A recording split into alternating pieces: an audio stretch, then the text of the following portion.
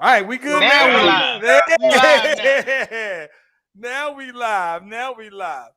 Hey, so listen, man. I think the one thing that's interesting about being from Shreveport is that they would always have like the black rodeo out there. It was a big thing. Still is a very big deal. Every time the black rodeo come into town, and I knew some very minimal things about black cowboys. Like I remember the original Long Ranger was a black dude. I remember the Cherokee Bill was a brother as well. So I had very minimal exposure to black cowboys, even though we are from Texas, Louisiana, the Midwest, known for the Cowboys, right?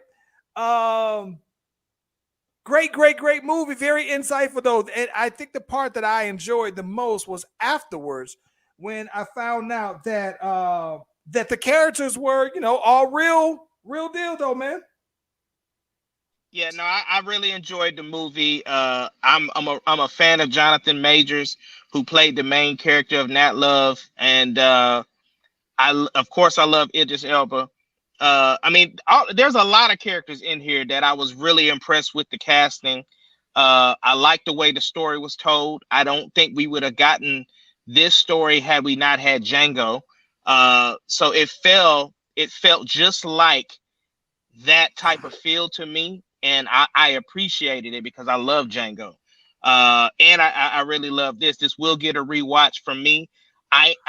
Contrary to popular belief, I am glad that it did drop on Netflix and not just solely the theaters, because I think that more eyes would get on it. Because if you have a Netflix subscription, you're probably going to check it out. Whereas Facts. if it was in theaters, it's going to force you to go there. And some movies just aren't doing well in the theaters. Facts. Agreed. The cowboy himself. I got to hear from you. Talk to me. So Talk to me. when I first heard about this movie, I was so. Most of y'all don't know I'm from St. Joseph, Missouri. There's two or three things known for St. Joseph, Missouri. St. Joseph, Missouri is where Jesse James was shot and killed in his house. St. Joseph, Missouri is where the Pony Express riders, who become the United States Post Office, all originate in St. Joseph, Missouri. And St. Joseph, Missouri just happens to be where Tommy met Vanessa, which created the bony one, right? So I was bred to be a cowboy as long as I can remember. A lot of people remember their first pair of tennis shoes. I remember my first pair of cowboy boots. To me, a cowboy didn't have a color growing up. Anybody could be a cowboy. Anybody could be an Indian. When you were a little kid, you begged to go to the farm. You begged to play with the horses. That's how I grew up. I grew up that country. Ahmad went to Elwood, Kansas, right? My dad's from Elwood, Kansas. 837 people in Elwood, right? So my whole life, being right on the Missouri-Kansas border, all you know is Buffalo Soldier, cowboys, Jayhawkers, brothers that when slavery was over, they were ready to grab it, because everyone has an idea of what the slave mine was. And the slave mine varies as much as any black man you run into today. Our minds are not the same. So when slavery ends, not all of us have the same intentions. Not all of us are thinking about the same thing. And most of us from the Midwest, that Missouri, Kansas, Oklahoma area, you got to understand, these aren't even states. Not Missouri and Kansas. Oklahoma isn't a state.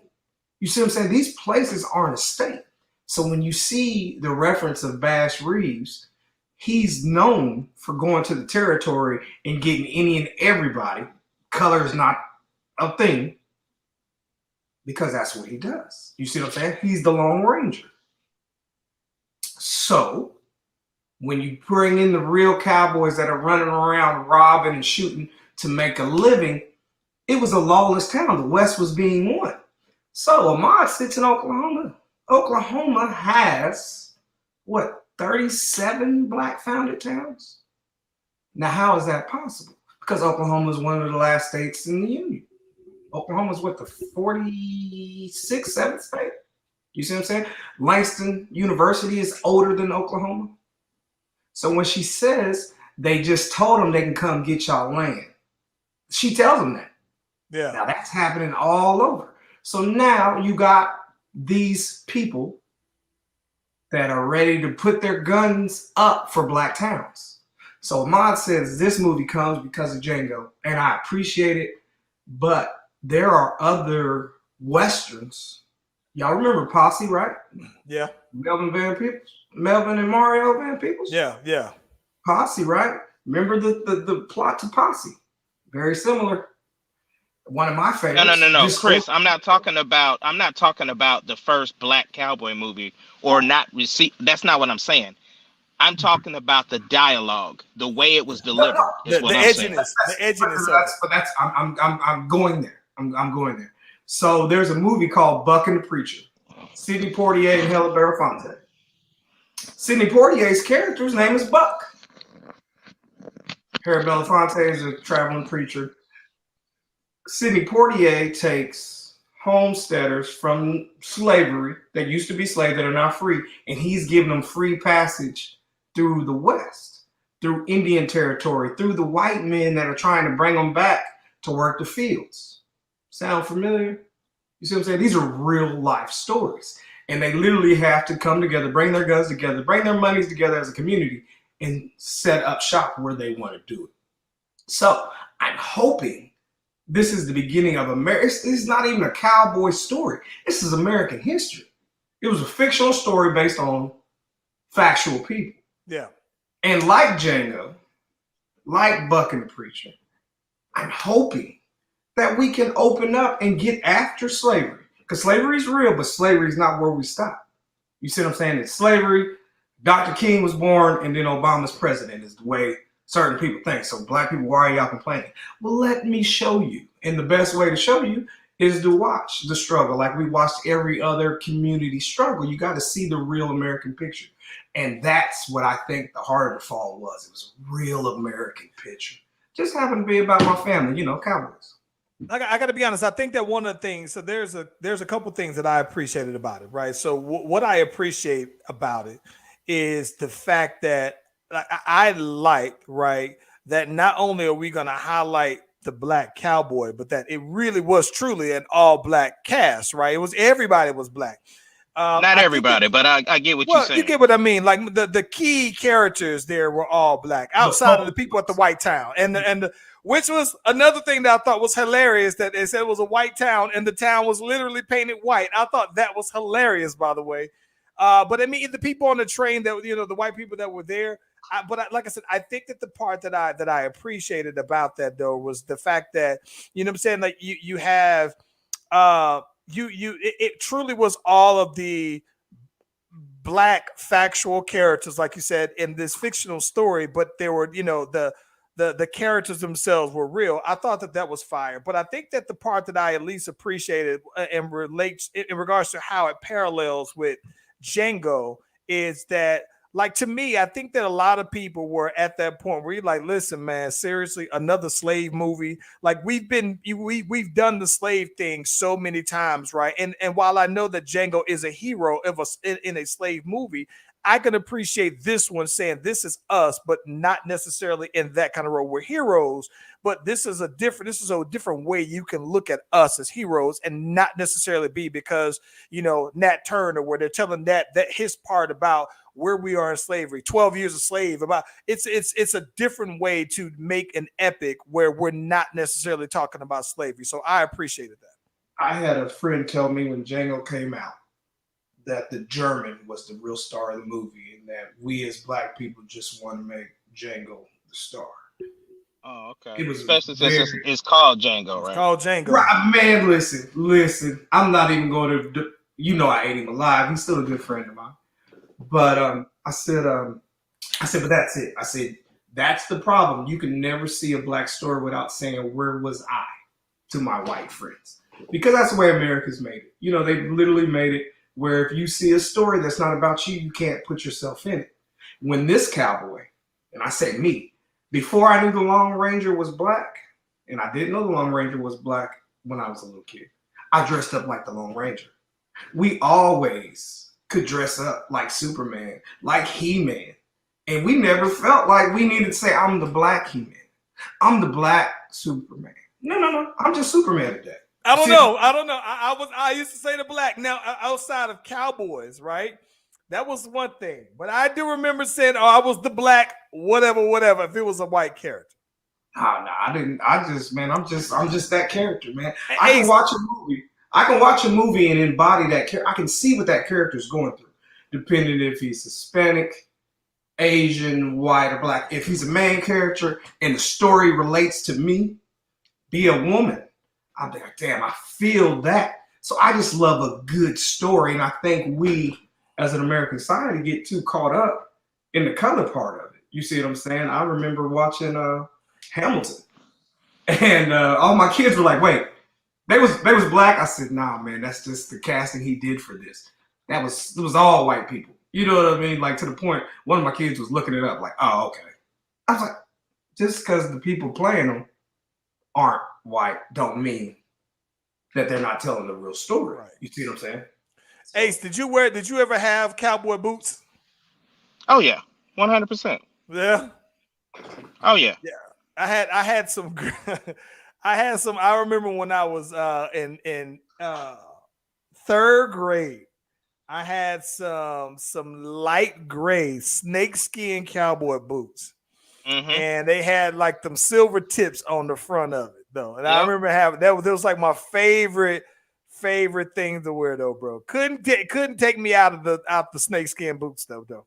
Yeah, and you remember for a while, the Texas boys had them big old belt buckles. I still do. I still do know a lot of guys that still wear boots heavily. Like you might see them with a polo shirt on to this day, and they might just be wearing some cowboy boots instead of some loafers or whatever, and it's still regular.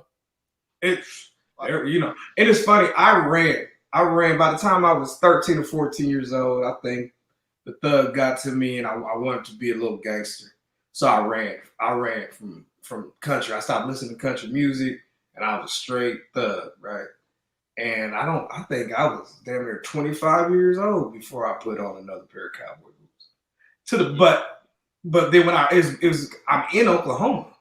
You see what I'm saying? Yeah. And most of the women I date in Oklahoma, if they aren't cowgirls, they mama and daddies. You know what I mean? Like they everybody's one or two generations out of Spencer. You know what I mean? Like there's not too many people that ain't from Oklahoma that can't tell you which person in their family still got some horses or still got some land. You know what I mean? Like I love Oklahoma. You know what I think was interesting to me about what Idris Elba playing in this movie is that I remember watching a movie on Netflix where Idris Elba was highlighting. I think they were in like Detroit or maybe it's Philadelphia, if I'm not mistaken. Baltimore. Was it Baltimore? Yeah, but was somewhere around there. But they were talking about they still got horses. They still got horses out there, though, man. And I remember just watching that. So it was like to my eyes, it wasn't like that foreign to see Idris Elba with the British accent, by the way. Still blows me away when he doesn't use it. But it's funny. It's okay. I got a question. I just thought about something. I want to get y'all opinion on this one, right? How we were just talking about. This is a whole separate, and I'm curious. Okay. So Idris Elba, right? He's British. Idris Elba. You can't get his Idris Elba is British, right? My dude who played in oh my God, Jesus and the Messiah is British. Not Jesus and the Messiah, but y'all know what I'm talking about. With the Black Panther movie, who played Fred Hampton in the Black Panther movie. Mm-hmm. British. Mm-hmm. Snowfall. Mm-hmm. Franklin. Saint. Yeah. It's British. Do y'all listen? Most of the cast of Walking Dead. Most of the cast of Walking Dead. But listen, I guess what I'm kind of wondering, because listen, it almost hurt my heart when I saw Rick Grimes talking with a British accent. I said, no, sir. But my question for you is this. My man Morgan's British. Morgan is British as well. British. And then even the cat from All American, young dude, is British. So my thing is that do y'all have any issue with a black dude from British playing American black people? No, because my cousin really. Slick Rick told me it was okay. Slick Rick came over here. Slick Rick raised me, bro. He let me know we was there. Lottie Dottie, baby. 21 Savage. Well, John Boyega from Star Wars is British. Yes. But Star Wars is different because he's not playing he's not playing an American black guy. Listen. He had an American accent in Star Wars. Yes, he did. So listen, Charles, something is wrong with us as Americans because we barely see the world. And this is just a trick question. I might have told you guys before, but again, if you ask them, where did most of the slaves from the Atlantic slave trade end up? Where the majority, what was the percentage that went somewhere? What is the biggest majority? Okay, listen. I think that I lost y'all for like 5 seconds or maybe 10 seconds here because I took an L on the Wi-Fi on over here. So I asked the question, where do you think most African descendants from the slave trade ended up in the world today? That is a great question because what I didn't know until I actually I found this out on my honeymoon, more about my honeymoon, right? I didn't know that so many people went to Canada, right? So what I didn't know is that Canada has a very high West Indian population. We found this out from a couple that was from Jamaica. That was was it Jamaica? They were from the Bahamas, somewhere like that. And so they had to basically explain to me like when this happened, where did everybody go? I know that they have like, British Virgin Islands. So I do know that they're in certain countries. I think that Jamaica is another one as well, where you automatically have like citizenship in the UK as well. So I understand that they have a high population. The answer to my question is Brazil. We as Americans, we never think of other countries that had slaves. The reality is England had a lot of slaves. So up in Langston, I met a little crazy African named Alexander Lewis.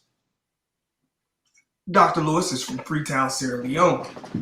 And Dr. Lewis explains to me, he said, y'all, you don't understand. He said, the brothers I had in Africa sold me to England, and England kicked us out and sent us back. Sierra Leone is literally an African country founded by England to send back slaves once they said slavery was over. They didn't send everybody back. There is a big black population in England. You see what I'm saying? There's a very big population. So Idris Elba, you going to the game, big brother? Yeah. Hey, I'm jumping off. Hey, do your thing, man. I love y'all, bro. Peace. I love you too. Hey, man, there's going to be a quiz on this history lesson. So, funny you bring up Idris Elba. Idris Elba's dad, Alex Lewis's brother. Idris Elba is from Freetown, Sierra Leone. But his daddy was. Yeah. He's born in England. But they come, he's just more African than you are, boy. Listen, I laugh, right? I always laugh. Especially when there's this, so I see, I talk about this all the time, but I'm on TikTok real heavy, right? So while I'm on TikTok, you see what Kanye said about that? Sorry. No, I didn't watch the part 2 of the Drink Champs. We gotta talk about that. We're gonna talk about that on Friday, matter of fact, because I didn't watch it yet. But you got Nurse brought us up on that. There is we shout out everybody. I think Brittany's in it. What up, Brittany, baby? I see Brittany Rowe out there as well, though, in the comments. Yeah. But listen, I always laugh, right? Because there's this guy on TikTok where he he can flip his British accent and it can do the same thing. So he says, so he's over there at the he's ordering something and he was like, what do you say? He said, what do you think I'm supposed to say? I'm ordering a bar of water. You're gonna get a bar of water. So when I see Idris Elba not talking like a Black American, it's exactly what I think about him. Like he sounds like that. I'm gonna go get me a bar of water. I'm gonna get something who's a little bar of water. Like it's hilarious.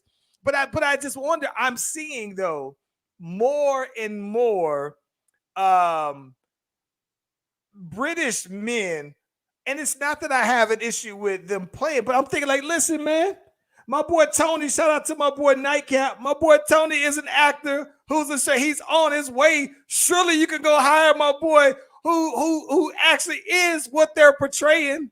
And so I just wonder, like, is there like you know what I'm saying? Like you gonna get a British black guy to play an American black guy, right? Like why not just get an authentic black guy? Let's clear this up. I'm going to bow out of this conversation. I'm just glad it was a black guy being the black guy. Listen, I agree. I bow to Paul Mooney when he said "Last Negro on Earth," starring Tom Hanks. You see what I'm saying? Let's clear this up. So I'm happy. Not just that.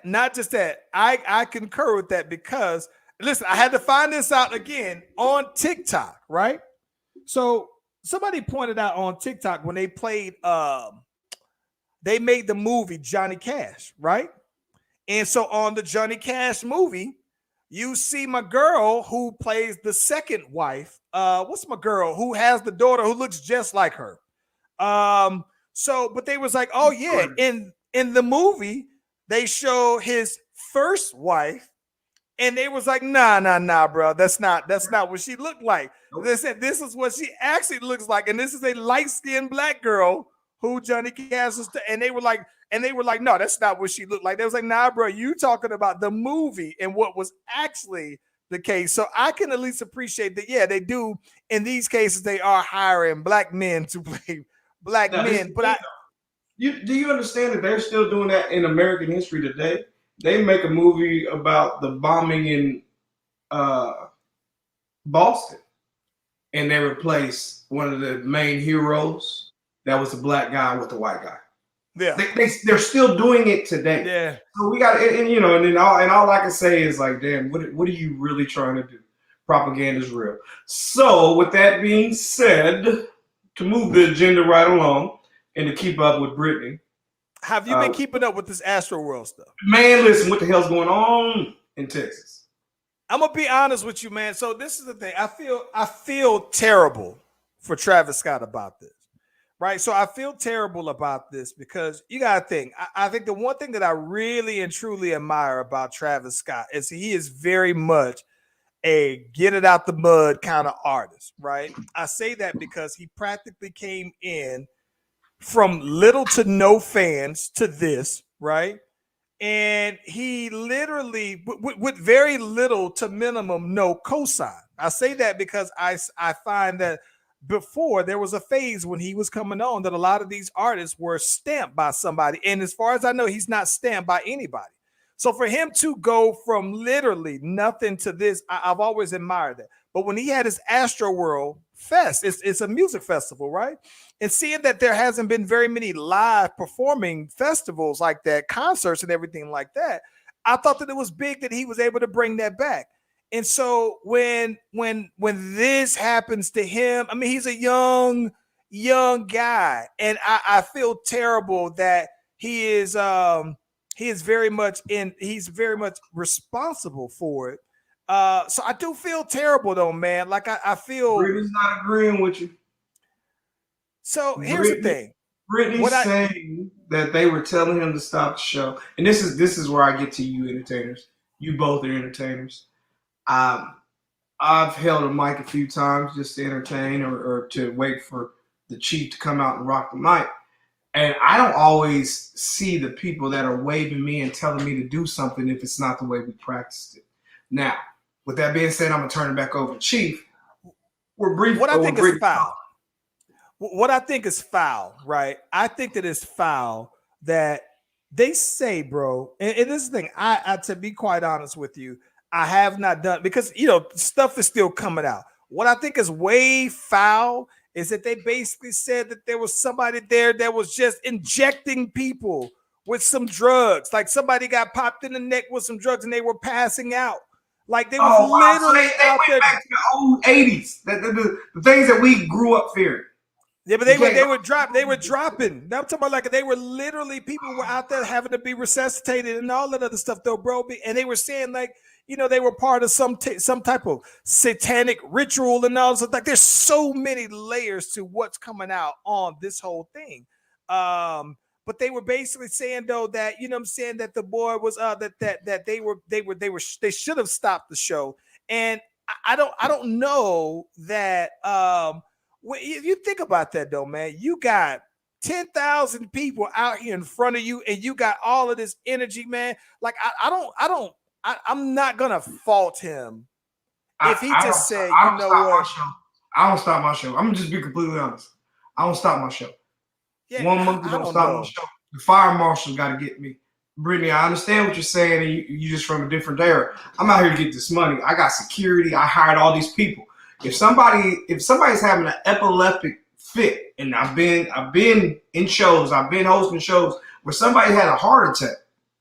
I can't stop the show because these people paid their money for this show. I got people that are going to get that person. So if you got somebody that's literally injecting, and like I say, some people got trampled at this thing. Some people, when did the trample happen? So some people got trampled in the middle of this whole rioting where they broke the fence and it just turned into this huge mosh pit. Now, some of the things that's crazy about it is that some people were basically saying that where they find him to be at fault is that they felt like he was basically encouraging and co-signing this stuff and everything, right? That's basically what they were saying. But I think that it's just interesting to me that it's an outdoor music festival. Brittany, and Brittany, I can't. She said this will never happen at a Beyonce or Drake concert. That's false. I've been to a Drake concert where it got turned up. And Drake is actually being sued because of this as well for the same thing. So man, I've been there. I think that it could have happened. It can happen anywhere because you cannot control people. We're animals. You can't control them. Like, I'm an industrial safety engineer, right? So when I'm looking and you're supposed to, you got to plan for everything until you got to know everything. Yeah. You know what I mean? Until you realize, like, wait, there was somebody doing what in the crowd? There was somebody running around injecting people to pass out. Wait, what? Like that's new. It's so much stuff. It's so much stuff that happened though. There's not a protocol. Yeah, there was a guy who was security who had to be resuscitated because he said, he felt a needle in like his neck and he passed out. And there were several people who reported this as well. So you got that aspect of it going on. You got people who were trampled because they said it turned into a riot. You got the people who actually died behind this, and not to mention the people that were injured. And so I look at this and I just think that, bro, you know what, for all of this stuff to happen, for somebody that young, right? I take that into consideration. And I also think that I take that into consideration that like he's trying to me bring back that live concert. Like it's crazy, bro. Like it's so much that. But there's a generation that doesn't understand what they're really asking for. They want to be entertained, but you can't offend them. They want to be entertained, but oh, wait a minute. I'm telling you, the world is changing. We are literally watching the world change. People are. I think that when he said, if you got a video, if there's, I just think though, bro, right? If you just sitting here, let's just say, here's my thing though, right? If here it is, people are outside for the first time, a lot of these people in a year and a half, 2 years. And let's just say hypothetically, if you Travis Scott, and up until this point, this is your festival, right? And so you're saying, all right, you know what? Your festival has been lit and everybody is having the time of their life. And now it's your turn to come on and you're the icing on the cake, you're the coup de grace and everything like that. And if in the middle of that they say, yo, you might have to turn this thing down because people are going crazy, whatever, I can understand from a 23-year-old's perspective. Because she ain't never seen Michael Jackson perform. Well, yes. I'm she ain't never seen Michael Jackson perform. Let's go. Like I can Michael see that. Jackson used to come on the stage and people would faint for no I don't know, Brittany. I'm gonna be honest, Brittany. I'm not gonna say that. That's a little extreme. We don't care about human lives. We come from a generation where people get overstimulated because of entertainment. I think that I understand where you're going. I'm not gonna lie, man. I'm not gonna hold you. That's mad extra, bro. That's like way extra. But that's the difference. We're changing. We're changing as a society. I'm not mad at Brittany. You know what I'm saying? Like, that's my kids. That's why Kayla talks. Kayla literally is like, oh my God. I said, but Kayla, how is that possible? What you're dreaming for, I hear what you want, but tell me, how do you get it? So again, we grew up where people literally will pass out because they're there. They're overexhausted. How am I supposed to know as an entertainer that it isn't a regular thing? You see what I'm saying? Somebody with authority got to tell me to stop. That's what fire marshals. I guess my thing is that I understand how. Okay, like I think that I can understand, bro. People been getting trampled on at parties all the time. Happens all the time. Google bro. how many concerts, how many people have died at fires. The possibility of that could happen anywhere. It happens. It's just now everything is right in front of us. We hear it all the time. It's happened before, man. I just think that you got more cameras now, more cell phones everywhere. You got actual footage now, though, man. But that's happened, though, man. They didn't know what to care for. You act like someone said, "Hey, Travis, people are down there dying." I don't think that's what happened. I think people are going crazy. Oh, it's wild. I've been at wild concerts several times. And if they stop the concert because some little girl got overstimulated, I'm going to riot. And it's going to be way worse than somebody getting trampled. So you got to be careful. You got to appease everybody. And that's all I'm saying is, I'm not disagreeing with you, Brittany. All I'm saying is, I hope there's a time where you're on stage and you're seeing the people go crazy. And you have to make a decision while you're on stage doing your thing when to stop it. And I'm not, like I say, I'm not saying you're wrong. I dig it. I hope your generation figures it out. It's just, hey man, the show must go on is what we use. If my child, listen, bro, I mean, like this. So this is different though. So this is so Brittany Road, you got a very good question here. And I think that to me, when you say if your child died at a concert by getting trampled, right? I'm not gonna say that gives it more context, makes it more real and everything like that. I guess my thing is this though, man. If you felt like, I'm not talking about how I would feel, like it feels like you are blaming him, even though you just say you're not just blaming him. You say you're not just blaming him, but it feels like you are blaming him. Now, if you want to say he should be held liable for that, then that's fine, because he is the festival owner, host, or whatever. If you want to say he should be held liable for that, I agree that he should be held liable for that. And whatever that comes out of that, if he's sued, whatever that is, I agree that that's the case. So, but when you say that he's to blame, I just don't think that he could be held to blame. That's probably where it's like being held liable for that. And it's almost like if you, this is a perfect example there, right? It would be like if Brittany Road, you performed at the state fair, and while you're performing at the state fair, and let's just say you killing it, and you got the whole entire state of Oklahoma fair, and they out here lit, and then you say you killing it, and then you telling your girls it's summertime, fine time, and they should get on out there, and in the process of everybody running to see you perform, somebody gets trampled and die. You can't be held. You can't be to blame for that, right? Like, you didn't plan. You did not plan for that to happen. He did not plan. I don't know, man. None of us know what we're going to do in emergency situations.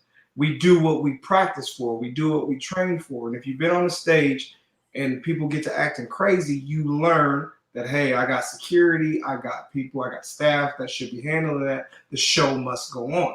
I got 10,000 people when there's 50 people over here doing this. They'll get to that. Now, if I really see it, I might, hey, where's security? Get over here. Do y'all see them? You know, I did that before. I've seen it getting tough. You know, hey, up there, it looked like old boy is choking her. Somebody gonna check on that up there, and I'm gonna get back to the show. I've seen somebody run on the stage with Akon and he body slammed them off of the stage and then gets back to performing like it just never put the beat back on. Let's finish the song up. Like he literally body slammed somebody off the stage before. And that's different. Like, I don't know, man. Like, I'm not, like I said, I think that he should be held liable as the festival owner. As the festival owner, not the artist. Not the artist, right. I don't know, man. Like, it's just, I'm not listening, and I'm looking at the comments here, Brittany. I'm not gonna cancel Travis Scott over this, though. No way. Who said that? She didn't say that. No, she said I have friends that are really trying to cancel Travis. Like, stop it. That's the difference of our generations. You have the listen. If you don't want to listen to him, that's fine. You don't want to go to his concerts. Look, and what she said, how would you feel if one of your kids got trampled? Well, I would pay attention to the concert. Now, I'm gonna be completely honest. I would not expect one of my kids to go to a Travis Scott concert and get trampled, but I would expect one of my kids to go to a 3 6 Mafia concert and get trampled. Yeah, I don't know, bro. Like, don't like I don't know. I do feel like, listen, I think that this is one of the, me and Ace talk about this all the time, though, bro. I think that there is a situation where everybody can be right. There may be that no one has to be in the wrong, right? Oh, I'm not disagreeing with her at all. I'm not disagreeing with her. Now, I mean, I've never bought a Travis Scott album, so I don't have the power to cancel him. Her generation is. They're the ones buying Travis Scott. You see what I'm saying? But the reality is, before you cancel him because of this, do a Google search. See how often people die at concerts. You'd be surprised. Yeah, I agree. Like I said, I think that with all things equal, like Ahmad always tell me, I always say, with all things considered, I just think that I don't think that what Brittany's saying is wrong. I just don't think that I don't think that Travis Scott is necessarily in the wrong here wholeheartedly anyway, though. So 100%. Security, staffing, planning. So much. I think when it's all said and done, there's going to be a lot of things that we're going to find out didn't get done. You didn't do this and you didn't do that. Like, there's going to be some heads that roll, and Travis might be held responsible for it because, hey, yes, you cut this and you didn't do that. You know, again, me being a regulator, that's my real job. I'm a regulator. All I do is regulate the rules. That's what I'm here. You're supposed to do this. You didn't do it. You wrote up. You didn't do this. You know what I'm saying? When someone gets on an airplane, somebody goes through a checklist and makes sure some shit is supposed to go. If you go through and you do the checklist and you didn't do some shit, then the plane gets up there and falls, and who's in trouble? I think I'm looking at Brittany Rowe, and Brittany Rowe, I think the issue that I have is that you're asking who to blame. Like, that's the part that's probably the part that makes me not necessarily disagree with you, but this just sends my thought. When you say blame, that's the part that oh my God, I wish I had you all the way on here as well to talk about that one, though, man. But listen, Friday, I'm pretty sure there's more going to come out of this whole thing. And Brittany Rowe, we probably need to have you on to kind of talk through this one here, though. Listen, I got to ask you something, though. Separately from this, though, right? Have you been keeping up with Will Smith and these new things that he's keep coming out about his book? Hey, I'm ready. I'm here. Are you ready? I'm here. Are you ready for it? Let's go. Okay, so listen, the first thing that really tripped me out the most, right, that I saw recently was that he said, and mind you, his book, I don't know if his book is already out or if it's about to come out. I just bought it. Okay, so the book's out, and he's been dropping these little, and usually when I see people. He did it with Oprah. He did an interview with Oprah. That's one of the best things you can ever do if you want to publicize something. But when that happens, though, right? I always say that you drop these little things to kind of to keep the buzz going and everything like that. One of the things that he said, amongst the many things that caught my ear, was when he said about Jaden Smith asking to be emancipated at 15 years old after the complete bombing of the After Earth movie, right?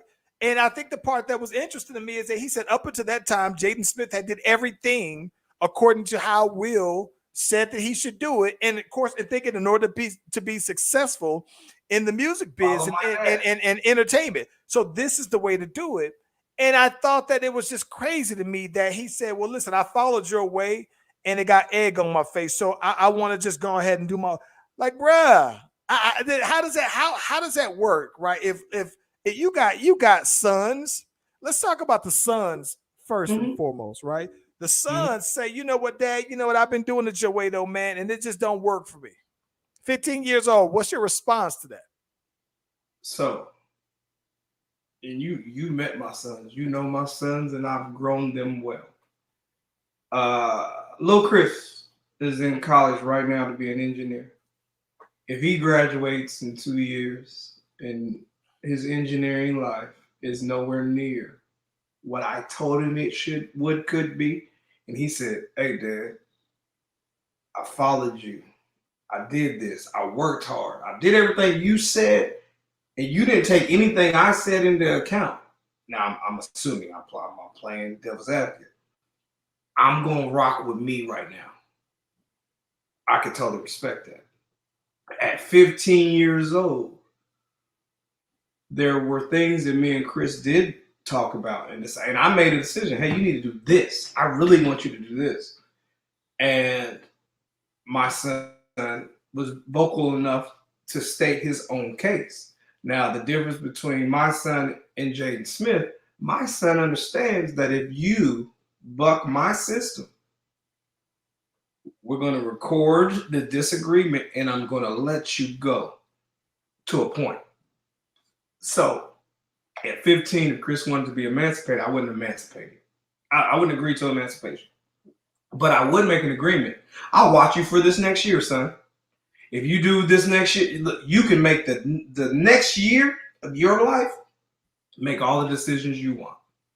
And then we'll reevaluate how those decisions, did it get you where you thought you was going? You know what I mean? I think it's an ego thing when it comes to raising kids, not just sons, but kids. I've never had an ego when raising my kids. The only time I get an ego is if my kid act like he gonna drink all the Kool-Aid. Daddy drinks all the Kool-Aid. That's about the only thing I get mad at my kids about. My kids have the whole right to decide to be whoever they want to be. Tapton is 13 years old, and I'm very upset with Tapton right now because there's certain things that he's doing that is not a part of my plan. But the reality is, he don't want to do what I say. Well, cool. Do you? These are the consequences of you doing you. My kids don't have to emancipate themselves. All they got to do is pack their bags. It's that simple. So at 15 years old, Jaden, you want to emancipate yourself? Pack your bags. Last time I checked, he still lived at Will's house, don't he? I don't think so. No, he ain't been back. He rolled out and he been gone. Yeah, 15? Yeah, I think he's been gone, bro. Look, these are the things I don't know. I'm asking. You just ruined the book. You owe me $10. He's been saying he's gay ever since, bro. That's all he's been saying. He turned 50, he got emancipated, and it's like he's been trying to convince everybody how gay he is ever since then, though, bro. I think that's a troll. I think so too. But I'm saying, like, all I've known is that since he's been emancipated, like, he's done a lot of cool things, but it just seems like the thing that he's did some things where he has his water purification company. Do me a favor. Put the research department. Shout out to the research department. We ain't heard from her in so long. Right. Tell the research department to look at all the rumors on the Will Smith Jada kids. You gotta understand, we've heard that they was gonna get sex changes. Because we didn't ever know which one they was talking about. I did hear that. Hey, listen, but if he says they, I'm gonna be inclined to believe that he meant that they people, when they said they, it was Jaden. Well, look. That's what they said, and then they seen Jaden with a penis, they say, "Oh, it's Willow." I'm just saying, when your parents are Will and Jada, we make up stuff. You got to remember, what was the little dancer chick? She was hermaphrodite. I didn't know these things but I had kids. What's the girl that dated Bow Wow? Little dancer. God, she's married to the football player. Married to the football Russell Wilson. What's his wife's name? Sierra's not no hermaphrodite. No. I'm not saying she is, but that was the rumor you say. Okay, that was a rumor. Boy, I was about to lose it. No. I was on rumors. You was about to have me rumors. Sierra like she was Beyonce. Thank you, Brittany. Brittany probably heard it because she grew up where my kids grew up, so I know she heard the same thing. You see what I'm saying? Like, I remember my daughter came in and was like, "Daddy, Sierra's hermaphrodite." I said, "What? No, why? Who told you that?" That's just something I heard at school. What's the most? And this is what's going on in middle school. My daughter was in middle school when she said that. Separately, what is the most ridiculous rumor you think you've ever heard about a celebrity? There's too many. There's too many. Oh, you never heard that, Brittany? Oh, you was at Carl Lavin. Now that I think about it, now that you mentioned it, I do remember hearing that. But at that time, I was like, we was grown. Yeah, I was 26, 27. We was 26, 27 years old. I remember looking at her like, what? Like, what? Then she had that Ride video, and I was like, ain't no way. Ain't no way. All right, come on, man. Ain't no way. But with that being said, all I'm saying is, I wouldn't imagine what it is to grow up Will Smith's son. To grow up Will Smith's son, dude. You know how? But listen, you know how. But think about this though, right? First off, who else could compare to Will Smith's son? And I already got my answer, and I hope it shocks you. To grow Michael up, Jordan's kids. Who? Michael Jordan's kids. Good job. But I meant to say who was successful. Watch this. What's Denzel's son's name? John Washington. Kicking ass, ain't he? Yeah. He's kicking ass, ain't he? But we didn't even know who he was. He went all the way to Morehouse, played NFL football, and we didn't even know he was Denzel's son. Yeah, that is a good point. But listen, even with that said, though, right, I think that it's different when. So this is the thing. I think that this is the part that I believe to be to get in the NFL, you have to earn it, right? There's not a ticket. There's not a golden ticket to get into the NFL, right?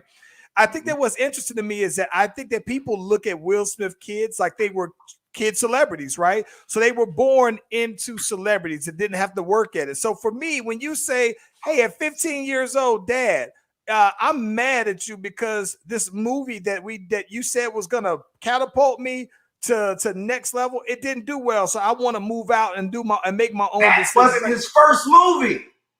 Well, I'm saying you talking about. I know that he did the Karate Kid movie, but I'm saying so in his mind, he's his own man. But this was the one. Years old, nobody could tell me nothing, bro. No, I think that my parents would tell you I was the meanest, stubbornest little boy ever at 15, and I ain't did no movie. Listen, maybe it's different. Here's the thing. How's Landon now? Landon's 14. Landon 12. He's younger than Tap.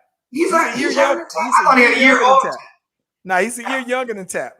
Hey, you're in for a nice roller coaster, brother. I don't know, man. Like, listen, I'm gonna be honest with you.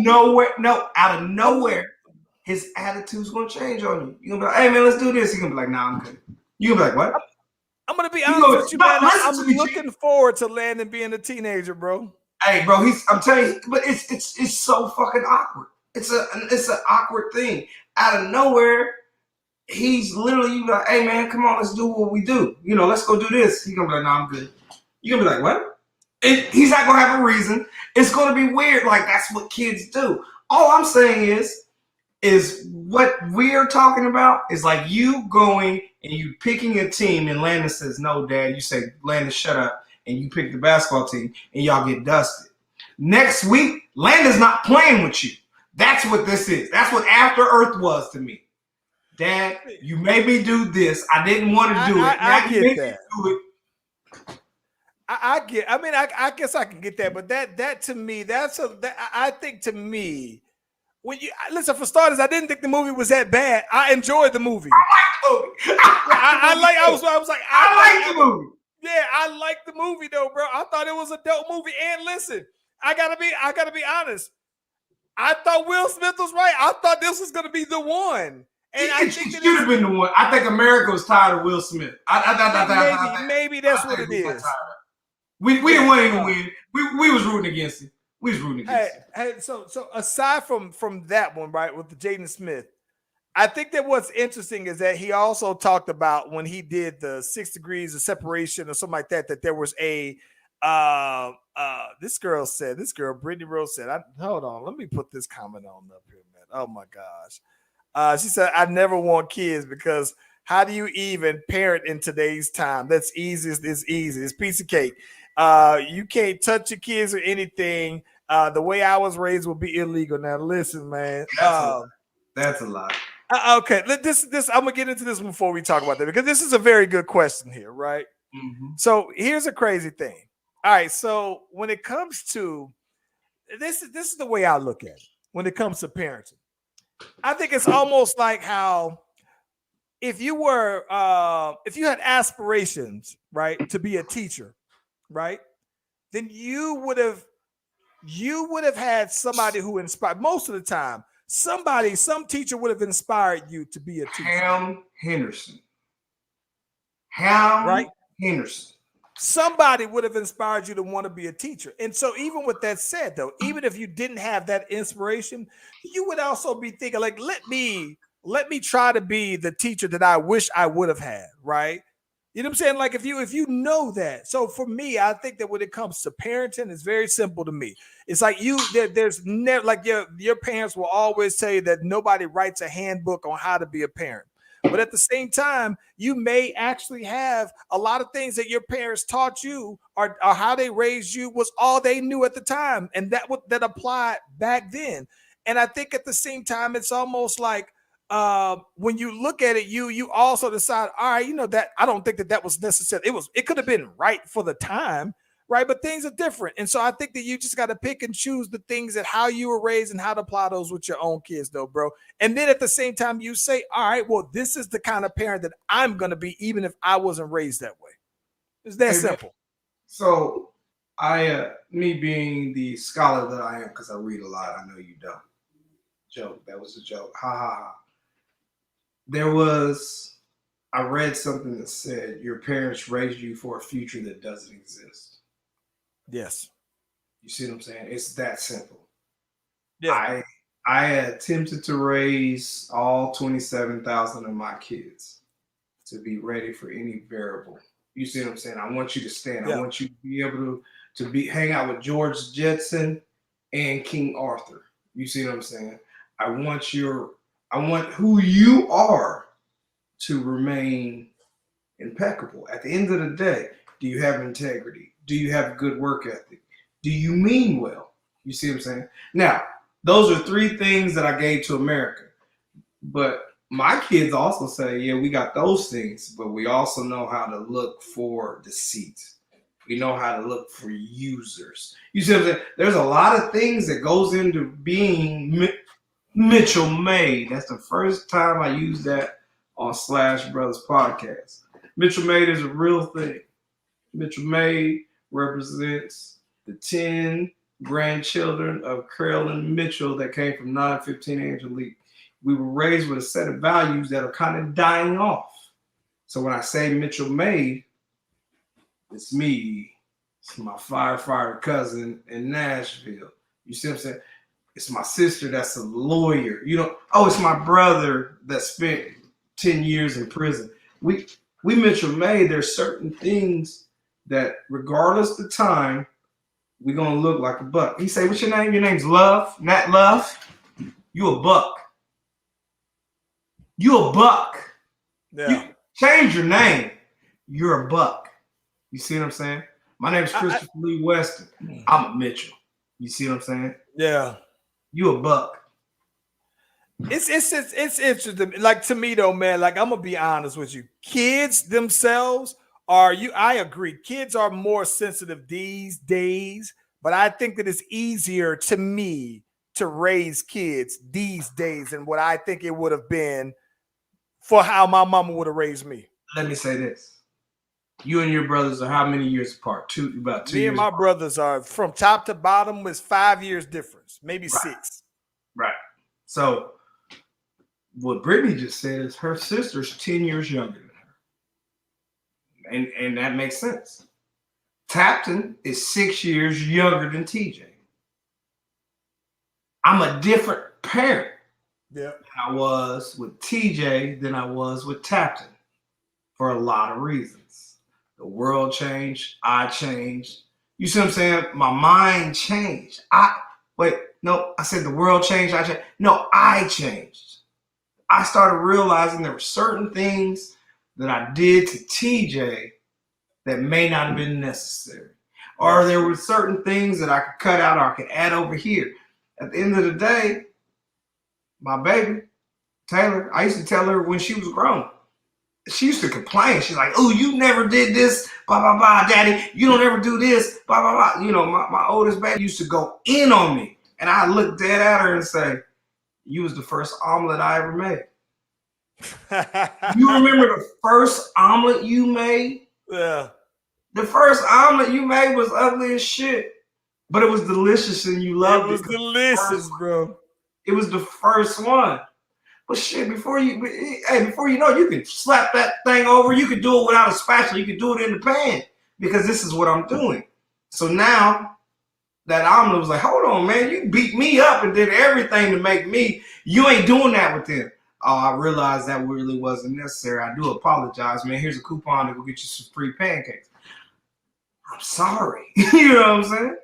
Yeah, I think for me though, man, it's like to me, it's different. I can at least when you want to be a parent, right?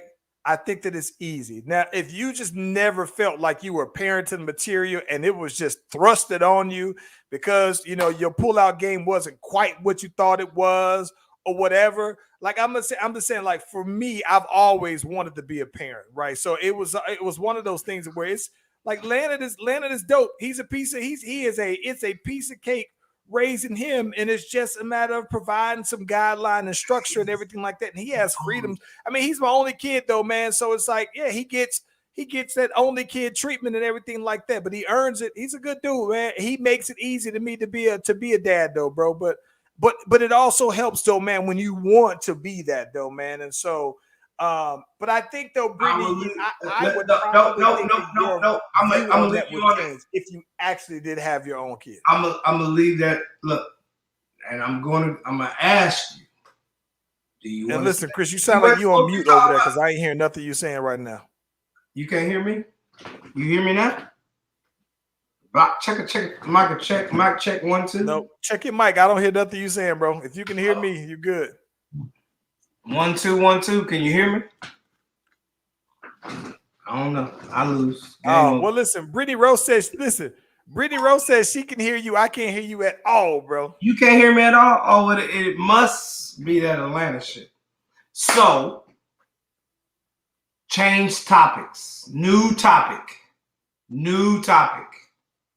Can you hear that? I guess not. This is going to be the worst podcast ever. I don't know what to do.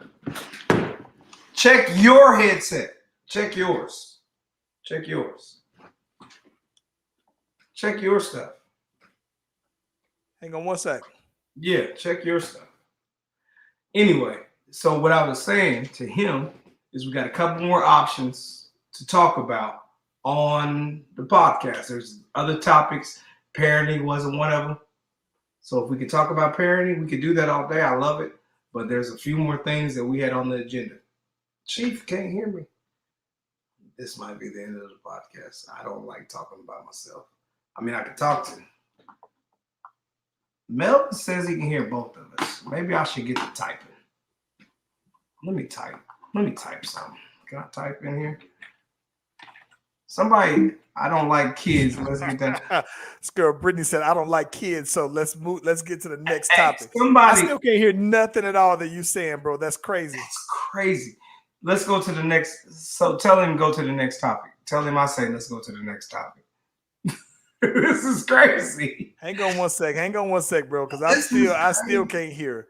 I listen, bro. I'm sitting here like it's crazy that you could even hear Right. that. You that take your leak. time. I'm gonna jump I'm off. looking at this thing though, man, and that's crazy. Okay, so but listen, let me ask you this though. Since y'all can hear me, I'm hoping y'all can keep me honest here though, right?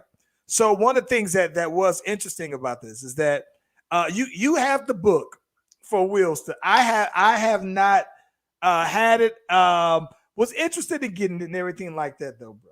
And this is kind of crazy because the timing of this has been after Will has basically been having Jada just coming out, and I mentioned this to him before, right? To Ace before, that Jada has just seemed like all of these little digs just been coming in. She's been going in on Will. And a lot of it has been taken out of context. You know what I'm saying? I think that she recently had an interview where I think that somebody just pulled a little piece of this excerpt about her and Will Smith's sex life and all this other stuff, though. But you know what I'm saying? The boy Will basically comes in and says, you know what, man, that there was a point where him and her used to be drinking real heavy. And when they was actually first dating, he was like, yo, that's all they used to do was knock it down a couple of times a day, and they was just going in on there though, man. And I just think that it's crazy how far along, how much that's actually how different that is though, man, because you know it really, you see the memes and everything like that that's coming on now, and now of course with all the memes, it just seems like she's just it's weird, bro, because it feels like she just hasn't gotten over Pac, but she still married him. Like I said, that's weird to me though, bro. Mic check. Can you hear me? You still can't hear me. This is nah, bro. I still can't hear you. I don't know what's going on with this thing right now. I still can't. And listen, I see your mouth moving, bro. I can't hear nothing, bro. I'm going to answer your question. I think Jada was hang on 1 second. I think Jada was raised on different values. She was taught to love herself. And she met people that encouraged her to do that. When she got with Will was on some different values. I always say all this when Charles gets back, just so we can keep the conversation going. But I think we're not looking at what they're telling us. I don't think the world agrees. Well, Will and Jada is both telling us. They both say, hey, we're not getting divorced. We love each other. We're here for each other. And whatever we do in our marriage ain't got nothing to do with y'all. We're going to be with each other. Bad marriage for life. And I don't think America is accepting that. I think America wants justification. Can you hear me now, brother? You can't hear me. Oh, man. All right. Well, this is the worst. All right. So here's the weird part about it. I can hear you now. It's just for some reason my headphones just stopped working. Oh, so you can't hear me now? I can hear. Yeah, I can hear you now. It's just I don't hear you through my headphones. Oh. Yeah, craziest thing. I'm gonna tease you later. So with that being said, I just said to answer your question real quick. I'll just say I don't think Jada and Will was raised the same. I think Jada was raised to have what she wants in life, and Will was raised to, hey, this is what life is supposed to be. When he got with Jada, I think he learned, like, you're right. We should live life pleasing one another as long as we love each other. I think the great part about them is, like, we're not getting divorced, and America's mad because we're not mad at each other for repairing who we are. And this is just off of the words I heard Will Smith say. Yep. Will Smith says, you go find your happiness, I go find my happiness, and we bring our happiness back to each other. Oprah said, well, how long y'all been separated? When did y'all get separated? listen, we never separated. We never stopped doing what we were supposed to do as a family. Well, so let me okay, there's a matter of clarity on that because I do remember when they were talking about the whole August Alsina thing, he wanted to get divorced. So I think that when they said well, we weren't separated, I think that they basically mean, hey, you know what? They were always married, but I thought that the idea of based on that story was that this was around the time that they were deciding that they would get a divorce, never actually did. I and I think we heard the same. I'm not disagreeing with what you heard. I think that was literally when Will embraced Jada's philosophy. To the simple fact, you know what? You've been telling me all this all these years. Go off and make yourself happy because it's obvious I'm not making you happy. Right. Go make yourself happy and come home. Go, and the reality is, America, there's a lot of couples, there's a lot of great marriages where they literally, sex is not what keeps them together. If you go back and look at the Oprah Winfrey interview, Oprah asked him, "Oh my God, so that means you guys can have your own partners? You can do this?" You should have seen Oprah. She was I think she wanted to give it to Will on the set. Said, listen, bro. So this is the thing. It's not about sex, Oprah. Chill out. It's not about sex. Listen, so this is always the thing. And listen, by the way, shout out to my boy Rocky the Real jumping in here real quick. I think that this is the thing that I've never, and this is a long, whole separate conversation. But I think the part that I've never been able to understand, right, is when I can never understand this when it comes to the polygamy. I can never understand this when it comes to an open marriage, right? Because at that point, though, right, if if it takes that much outside of your marriage to make you happy, and I understand that you said that not all of them are based on sex, but if it takes that much outside of your initial marriage for you to be happy, then why would you be with that person, right? Why not just say, is there another person that feels that wholly? Does it take 3, 4? So in this situation, and I'm only assuming, I don't think it happened in the beginning. I think they liked everything about each other and something went this way. Or maybe the other one thought they could handle this and they couldn't. It's neither here nor there. I'm not in their marriage. All I'm saying is they didn't Bruce and Demi us. Remember, Bruce and Demi Moore was the greatest relationship in Hollywood. Then they get a divorce. Well, the reality is Bruce and Demi are still great friends and they understand each other. And Demi has since moved from this relationship to this relationship where she could still be with Bruce if she was doing what Will and Jada did. All I'm saying is they didn't think sex was what made their marriage work. So sex isn't what's going to make their marriage fail. And I can appreciate that. I suppose so, man. I guess I look at that, and I'm talking about them and maybe other people that are like that as well. I guess for me, though, I never understood. Like I guess my thing is that the staying married. Like, is it that you truly want to honor your vows, right? In a world where it's so easy, it's nothing to get divorced, though, right? And so I look at that and I just think of like, all right, well, you know what though, man? Let's just say if you just want to set sex aside, right? If you want to set sex aside, are you saying, hey, you know what, I'm married and me and this dude, if you're a female, right? Or me and this girl, we're like best friends raising these kids though, man. And it doesn't have like, no, like if it requires, if this is the person who is it maybe that when someone says, well, you know what, I'm going to spend the rest of my life with this person. Yeah, we can spend the rest of our life together as friends. We don't have to be married to spend the rest of our lives together. What? So we you just open up so many different veins. Right. So that's that because my head, I can't quite wrap my head around. Let's leave it at this. Let's leave it at this. What did we get married for? We got married for this, right? Yep. This path. I'd like to put toys up your butt. You don't like that. Do I divorce you for that? No. I find somebody to put toys up their butt and we keep going. All I'm saying is, I'm just going off of the Oprah interview. Will said, sex is not it. We literally look at each other and we're supporting each other in our worst time. There was times he was going through something. There was times she was going through something.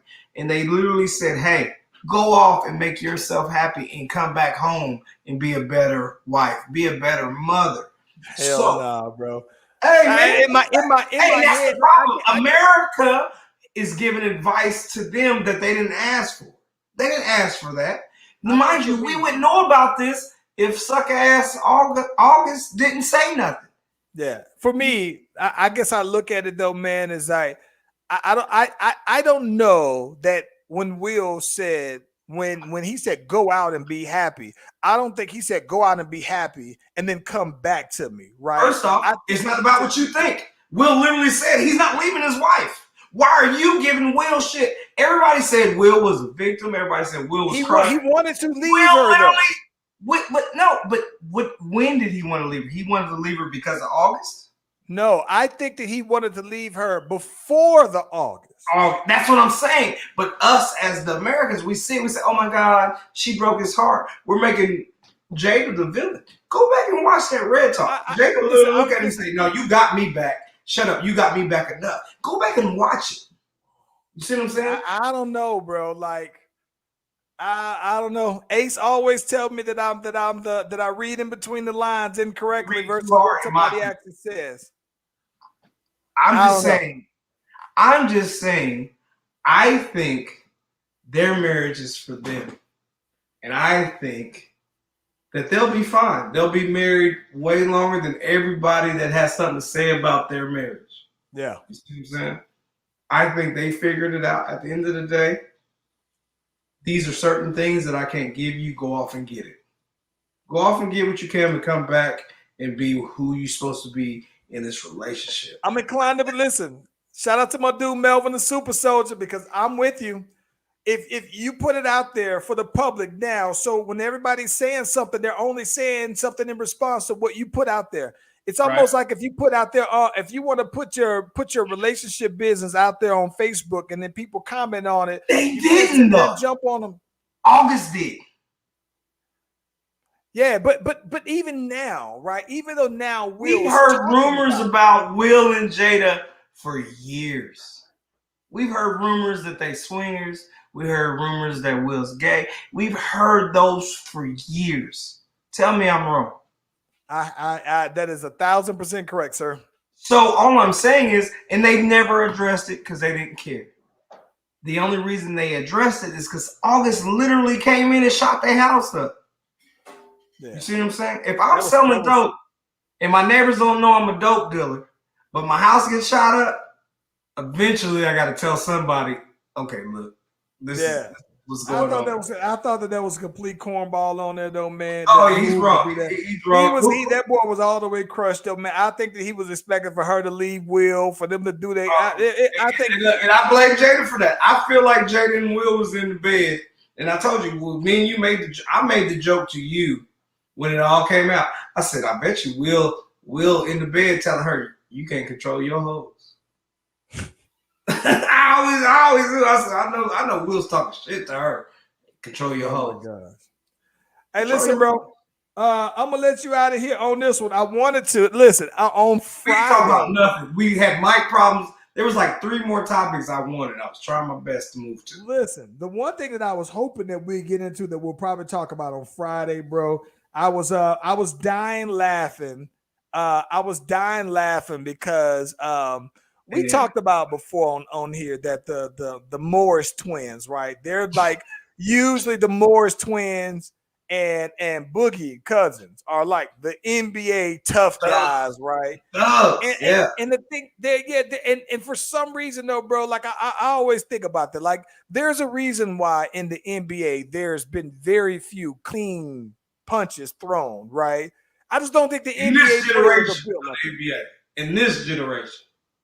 Listen, if we keep it at 1,000, right? The last clean punch may have been Kobe catching that 2-piece, but even that wasn't a quitter, right? That's a long time ago. Yeah. It was a long time ago. That was maybe 20-something years ago, right?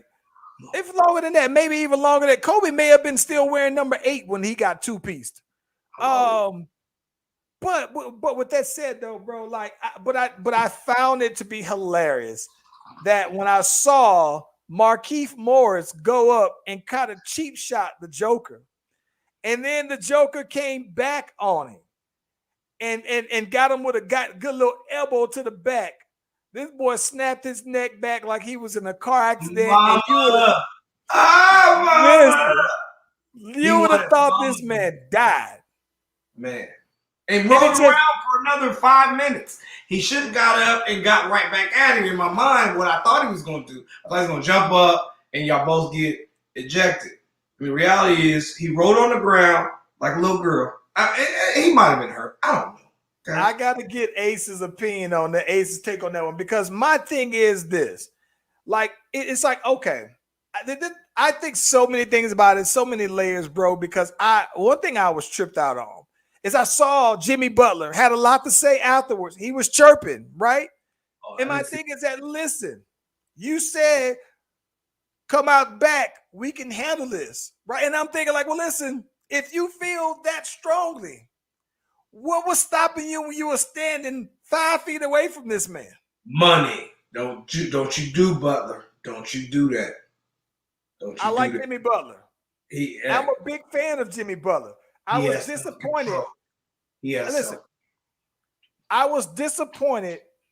Not what he was saying. I was disappointed when he said it. There you go. Hey, shut up. First off, if you're going to do something, conversation. I agree with you when you started. I was just trying to be the other person, but you're exactly right. Jimmy Butler, if you didn't do nothing, don't say nothing. I don't. Hey, you should have tapped him on the shoulder and literally been like, "Hey, man, you got a problem." You know, and there's a difference. And when talking to people, I tell people straight up. They say, "Chris, you this, you that," and I am, because you'll never have to guess what I'm going to do. Yeah, Facts. I come up like Sunday morning. I'm here like Sunday morning. Facts. If something happens, I'm going to react the way I react. Anybody can get me because I'm going to do what I do.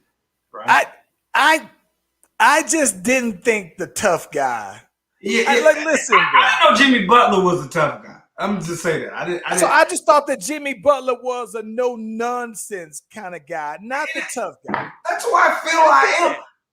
So, but you know what? And as I say this, I went on Facebook and I've made certain statements. Now, not everybody knows what I'm talking about, but the people I'm talking to know what I'm talking about. You see what I'm saying? So I can make a statement and say, "Hey, what happened last night at the shack will never happen again." You see what I'm saying? I can make that statement. Nobody knows it. Everybody else is like, "What the fuck's Chris talking about?" But the people at the shack know, "Oh, fuck, he's coming." You see what I'm saying? So if Jimmy Butler said some shit like, "Yeah, that type of play won't happen with my teammates no more." If he said some gangster, Rufus Buck. If he was a buck like I'm a buck, I'm good with that. I'm good with that. But he's making I do remember. Shout out to Melvin as well. I do remember the Giannis clothesline. I remember Giannis got cheap shotted when he was like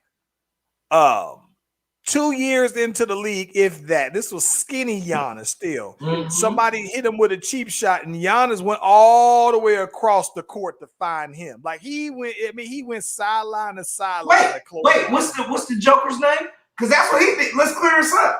He got cheap shotted, got up, and went and got his back. Joe got a run and start, but I'm saying that Giannis, this was funny. Giannis went longer. And let me tell you the funny thing about it, right? The funny thing about it is I don't even remember anybody from the other team when Giannis did it. I don't think nobody from their team pressed him at all, didn't put his hands on. Like at least Bam came behind Joker and then kind of at least put his hands on him, like he was going to hem him up. But at the same time, though, man, like I look at that, and my biggest thing is that I know that Homeboy was on the ground for a long time, and maybe they was concerned about that. But at the same time, listen, I could at least respect, right? And I'm gonna let you go on this. I can at least respect that when Rondo punched Chris Paul, right? That Brandon Ingram had a run start and tried to dive on him. Didn't connect on it, but he at least had a running start. He came in defense, right? I didn't see nobody do that for him, for Morris. Like no. And so when you don't do that then, but you want to talk about it, like no. Even your crew know you a fake bad guy. Yeah, I don't like that. I don't like that. Hey, but he's been found out. And I don't like that. Hey, go back and watch the roll around. Like I say, if you a tough guy, first off, I've been knocked up. I've been knocked out. I got up, sleep, fighting. You understand what I'm saying? My intentions, you can knock me the fuck out, and if I can get up, I'm going to get up and fight. He rolled around in his pain. Rolled around in his pain. You hear me? You know what makes me mad? I just remember like a couple seasons ago, man, when his brother played for the Knicks, and so this young cat was playing some defense on him. He was all up in him, and his brother actually had the ball and almost like he got almost elbowed to this dude's nose, and then the dude's looking at the referee like, bro, you're not gonna call it. So then he gets the ball and hits the dude in the face with the ball, and the referee never called foul. So I've been waiting. I'm talking about, bro, I've been waiting for something like this to happen to one of them, bro. Waiting, though, man, because they play, and people try to say, oh, they're the tough guys. Like they play they got just enough dirt on them to make people feel like they should fear them because they've never been the key focal points of an offense. So it's almost like they feel like they have just enough to lose to be that dude. Anthony Mason. They ain't no Anthony Mason. No. Listen, I've been waiting for this to happen to him. Kristaps, my brother, I'm glad that through the technical difficulties that you held the boy down on over here. Hey, man, it's early. What you got planned for the week? Too much, man. I don't even want to talk about it. I don't even want to. Tomorrow's Wednesday, and I got a whole list of things to do. It's supposed to be the hump day. It's supposed to be over the hump. Man, I don't even know the beginning of the hump, so I'm nervous. But Thursday is Veterans Day. Thursday is Veterans Day, so I got a whole day off, which is not really good in my situation because I got so much to do. So with that being said, Veterans Day, I'm gonna give me some free snacks, man. I'm gonna go Red Robin. I'm gonna go Golden Corral no more, man. That's what made this. Shout out to the boy Mark Nurse, because Mark Nurse will drive around to everybody who has a Veterans Day deal going on, and he will rack up. Come on, hey, I need to see them Veteran Day platters. That's why I'm fat now. I am 40 pounds overweight because of Veterans Day. I'm greedy. Ask my wives. I got 4 wives. All of them can't stand me because I'm greedy. Hey, play that outro music, man. Let's get out of here, man. We appreciate everybody that came and talked to us, man. Good luck to nephew Deuce tonight. Kill him up there, boy. Yeah, man. Listen, I'm coaching my boys here this time around, right? So I'm stumbling in here because we have basketball practice here as well, though, man. So this week we got more basketball practice. I've deducted your fee. I just want you to know that you was 2 minutes late, so I have deducted it. That's fine. And make sure you tell little Chris that because I'm coaching and I'm keeping my knees in shape just for one good game against him. These feet is good. I told you we'd be there the first week of December. Yes. All right, now he's so excited. Yeah. And listen, hey, Marvin Jones, I think my plans look like my plans is looking like they might be changing here, so I'm gonna have to link up with y'all though, man. Oh, of course, man. Yeah. Melvin the Super Soldier, Brittany Rowe, appreciate y'all. Rocky the Real for checking in. Chris Top, it's your boy Charlie Venus. We out this day, man. Peace.